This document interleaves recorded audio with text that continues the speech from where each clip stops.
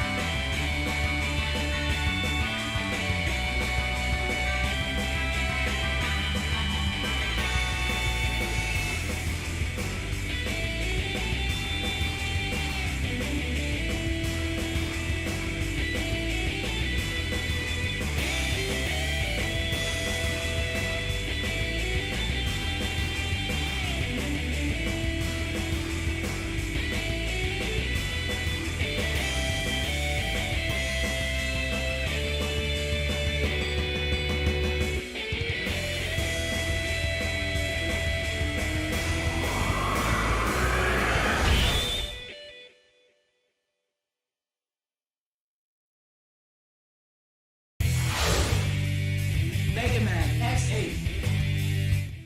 I'd say it's about time we finally wrap up the main X series, don't you think? Hello everyone and welcome to Let's Play Mega Man X8. This is going to be an interesting one, so let's start off. We're going to be playing on hard mode for specifically one cutscene in the final level. Oh boy, my favorite.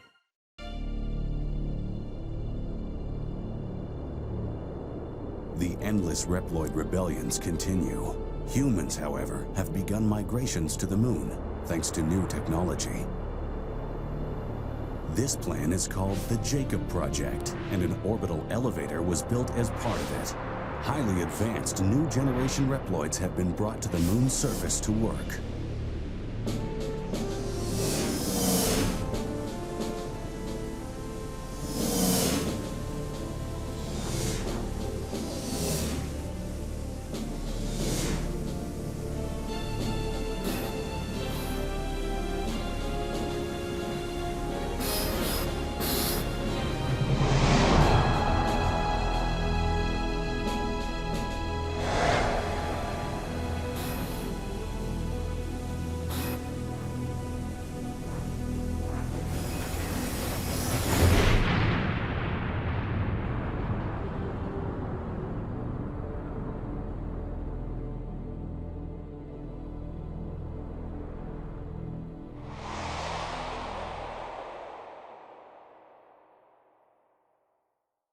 Notably, this is the only X title that keeps the subtitle from the Japanese version in the Western market like that.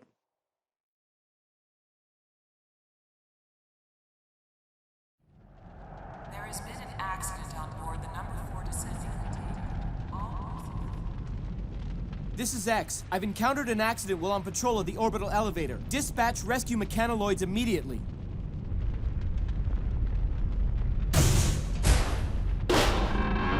Huh?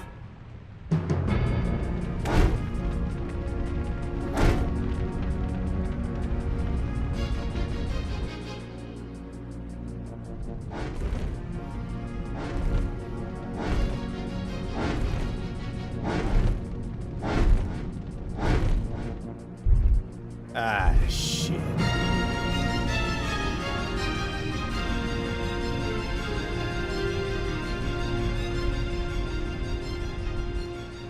Sigma?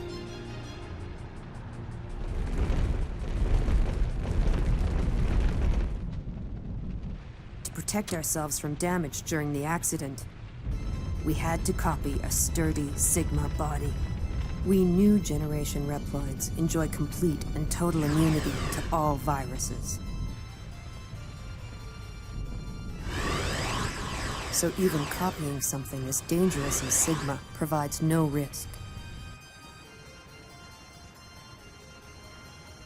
Who are you? I'm Lumine. I'm the director in charge of the elevator and of the Jacob Project.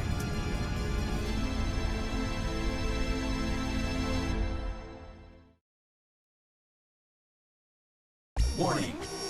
Warning. I'm picking up Maverick readings near the Jacob facility.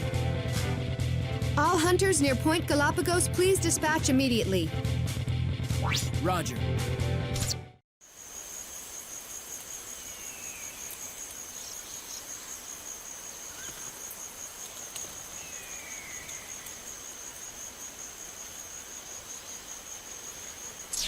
Ready.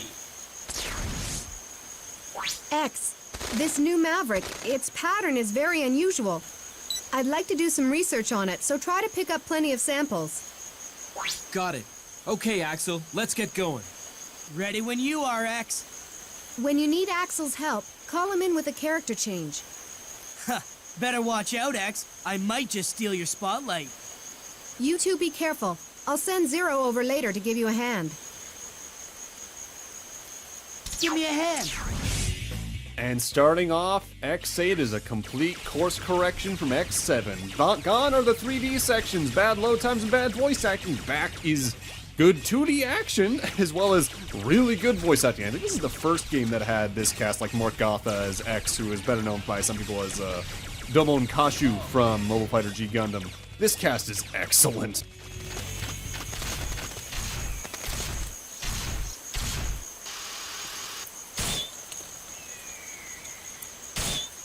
X, Axel, I've examined the data on that Maverick. Looks like it grabs its opponents and immobilizes them. If you're grabbed by the enemy, call for a tag assist and help is on the way. So we got our first little mini-boss here, this giant crab robot, but it only really has 2 attacks. It can fire orbs out of 2 parts of its leg if it's in front, and after you shoot at least once, it'll try to do an attack where it tries to grab you with its claw, but if you just move to the right third of the field, I don't have to worry about that whatsoever. If you get grabbed, though, you are prompted to press the R2 button to do your first character swap, which will actively save you if you get grabbed like that. Alia, I got a sample of that Maverick for you. I'd like to start analyzing it right away. Bring it to me as soon as you can. Roger, I'm on my way. Axel, I'm counting on you to clean up here. No problem, X. This'll be a snap. Good luck! Axel has seen some changes compared to X. Axel, it looks like you'll need to hover over from the edge to continue onward. To hover, press the jump button again and hold it while in midair. While he still has his hover, in X7, Axel by and large was only distinctified by X based off of his copy ability, which he still has, but it's always available to you by just pressing the triangle button, which is already a lot more effective because it just you hit an enemy that you're about the same size as twice and you can turn into them. But now he's more or less turned into Base from Megaman and Base. He can fire in all 8 directions, no problem, and your shots track while you're moving, so you can even hit the spaces in between those set 8 directions. On top of that, you really had to mash the button to get real damage done as Axel back in X7 in this, like, since he's Base, you can just hold down the button, no problem. They did a really good job rebalancing him, and I'm really glad because it means there's a good reason to use all 3 characters in this game, which honestly is probably the first time that's happened since, overall, I guess, X5? Kinda sad in its own way, honestly. By the way, he's voiced by Jeffrey Watson, who's been a lot of just one-off characters in Gundam and all that jazz. Axel, pick up the pace. This is no time to slack off. You show up late and have the nerve to complain? I can more than handle a few Mavericks all by myself anyway. That's the spirit. Let's move. Give me a hand. Zero is by and large unchanged from X7, barring the fact his attack range is a little better, but he also has a lesser dash range for some reason, but you're going to always have 2 characters anyway, so it doesn't really matter. What does matter here is the attack gauge. When that bar on the top left is full and glowing pink, you can press R2 to emit a sphere around you, and if there's an enemy within that, every enemy on the screen gets caught in a gigantic screen nuke that does mass damage. That gauge increases over time whenever you take damage, whenever you do damage, but the main thing is whenever you collect one of those weird little, like, Chaos Emerald shaped things on the ground. Huh, piece of cake. Snagged a sample from that Maverick too. Nice work. Now take it and head back, Axel. Okay, I'll leave the rest up to you. The team attacks can be useful, but I mostly save them for bosses, if even, just because they're really going to do damage there. For now, we just need to head through our first appearance of Metools, in this particular game, Metargs, whatever, as well as Bullbrights. They're the more common grunt enemy in this game.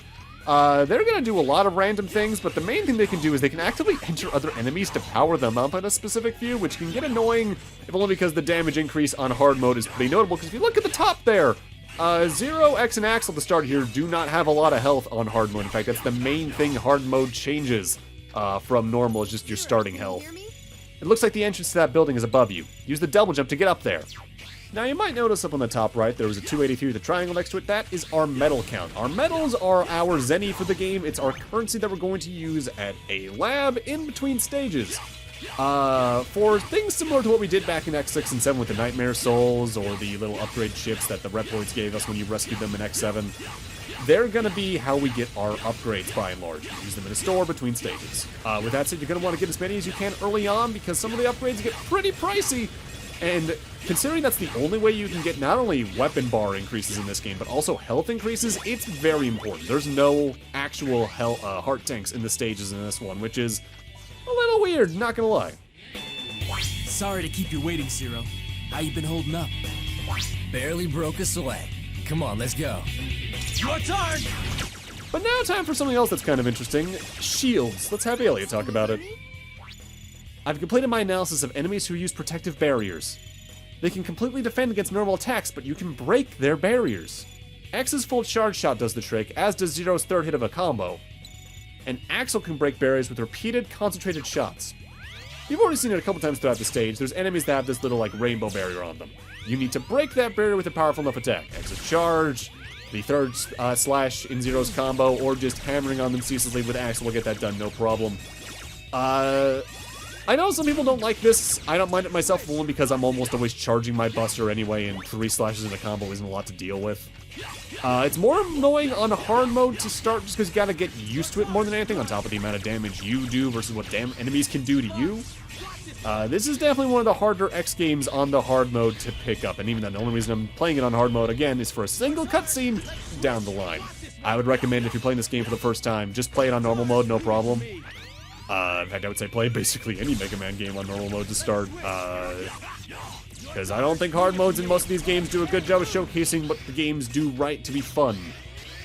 But notably, right before the boss fight here, they actively have a switch you can press to get a large medal to increase your stock, but also a full health restorative. With that said, time for the intro boss. X, Zero, can you hear me? That Maverick signal is getting really close now. According to my analysis, the double attack should work best on this Maverick. When the attack gauge is full, use the double attack. Now, they say to use the double attack, but honestly, the boss here is also just perfectly weak to X's charge shot, because it's gonna be another one of those crab robots we fought. But this one's gonna actively try to fight us, and we're gonna have a visible health bar so we can actually take care of it, no problem. It's gonna try to walk towards you and kind of just clasp at you with its claws, firing some projectiles out, but if you hit it with a charge shot, you stun it for a second, and then you can hit it again. And in the time it takes to get back up, you can just hit it with another charge shot to continue the combo. With that said, like Alias said, it is also particularly weak to the team attack, and whenever you hit it with a charge shot, it does actively spawn one of the little Chaos Emeralds you can use to replenish that bar there in the top left, so take advantage of that if you need to. There is a part of me that thinks on hard mode especially, maybe they should have randomized which 2 characters you have for this boss fight, just to see how well you play with improv, because it's always X and Zero here, but oh well, this stage is overall very tutorialized, so you don't got a lot to worry here. Where the worries kick in for first-timers on X8, it's definitely when we get into the main 8 Maverick stages. And there's that robot dead. I should actually look up its name real quick. X8 Crab Robot. It's named Crabs. Why?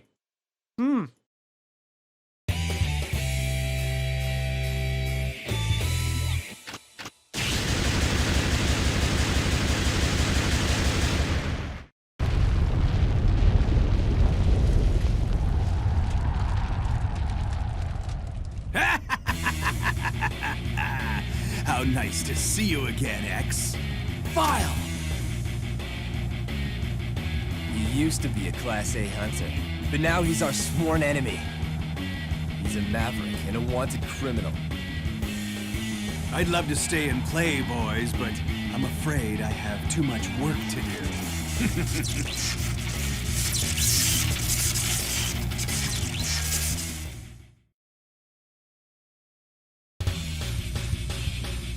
Lumine?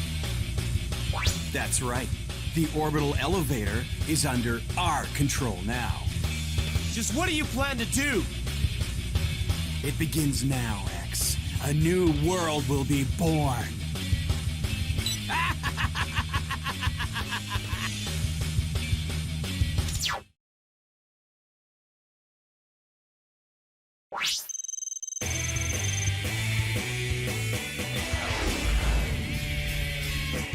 That looked like a hard fight, but there was never any doubt that you'd come out on top.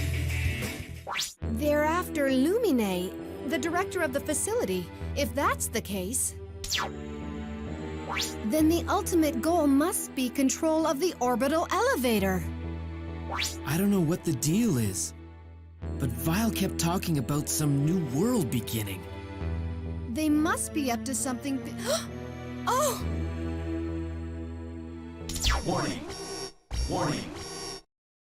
I'm picking up a Maverick reading. I love this game stage select screen. This music's kick-ass. But here are our 8 Mavericks for this particular game, but we're not going after any of them this part. We're going to start that process next time. For now, if you look in the bottom right, let's press the select button and check out the R&D lab. Hello everyone, welcome to the laboratory. This is where you can save your progress and develop chips. Welcome to the most important screen of the game. Chip development. Whatever metals you find on the stage, you can spend here to get things like temporary sub-tanks, weapon bottles to restore weapon energy, the ability to not die by spikes, or more importantly, upgrade your characters. And you can tell how much of those upgrades you have on the right side of the screen based on that power percentage. We're gonna need a lot of metals to get everything in the game, and since I'm playing the US PS2 version, there's thankfully a slight way around that. But if you're playing the Legacy Collections or any of the other versions of X8, you're gonna have a long grind for metals ahead of you. But I'll point out the major places you should do that as we go throughout the game. On top of that, this is where you can also save, so I recommend doing that because, well, you don't want to lose your progress, now do you? But with that, I'm gonna need to end this off here. Thank you guys for watching, and in part 2, we head after our first Maverick. See you guys then.